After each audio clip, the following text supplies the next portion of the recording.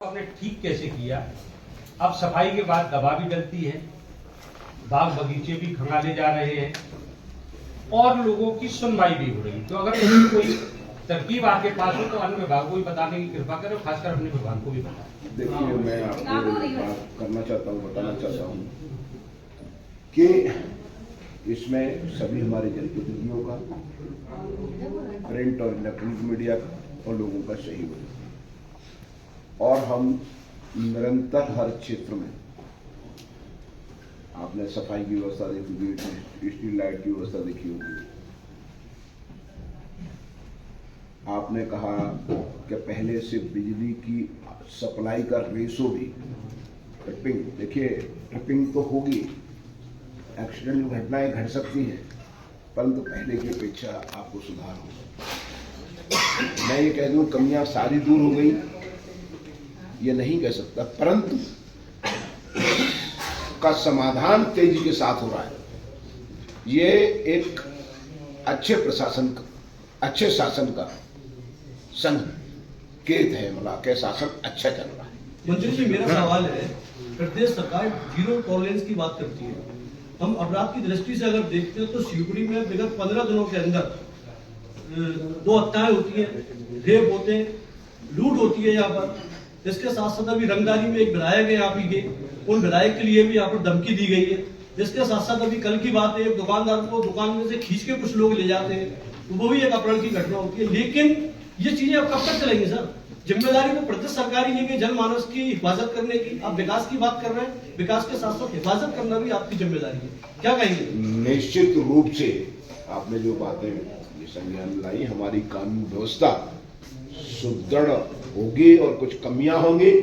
अगर किसी व्यक्ति विशेष दोषी होगा उसके खिलाफ कार्रवाई भी की जाएगी और मैं अधिकारियों को, अभी मौके जो लोग बैठे हैं उनको भी निर्देश देता हूं कि इसमें तत्काल कार्रवाइयां हो। इसी के साथ में ये जुड़ी हुई बात है, आप ही के एक पार्षद है मट्टू खटी, वो उनके घर के पास में कुछ लोग कल एक लड़ाई जैसी चीजें वहां पर उनकी चल रही थी, वो कंप्लेंट करते हैं फिजिकल थाने में आके। उसके बाद में वहां पर पुलिस नहीं भेजी जाती, दोबारा से वो फिर आ जाते हैं वहां पर थाने में कि अभी तक वहां पर कोई नहीं पहुंचा।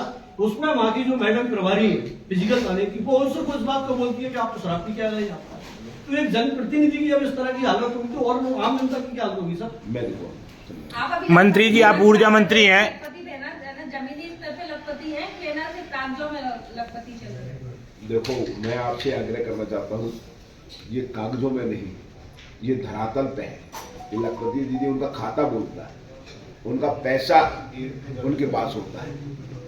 ये बात आपको मैं स्पष्ट, सूची भी मिल सकती है सर हमें? है? सूची मिल जाएगी किसकी?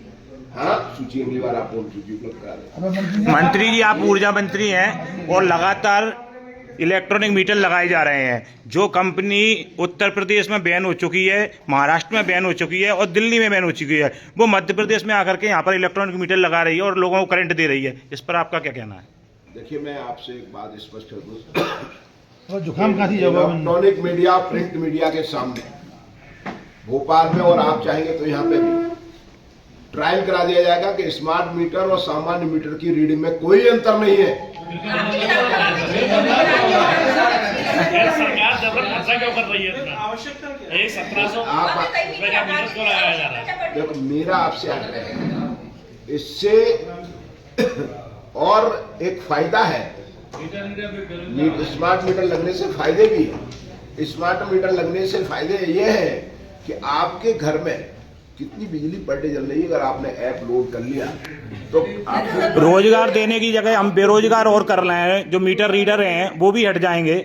ऐसी स्थिति में हम कैसे रोजगार देने की बात कर रहे हैं? और बताइए। सवाल है, कांग्रेस के विधायक आपको सोते हुए आप विकास का सपना देख रहे हैं, शिवपुरी के विकास का।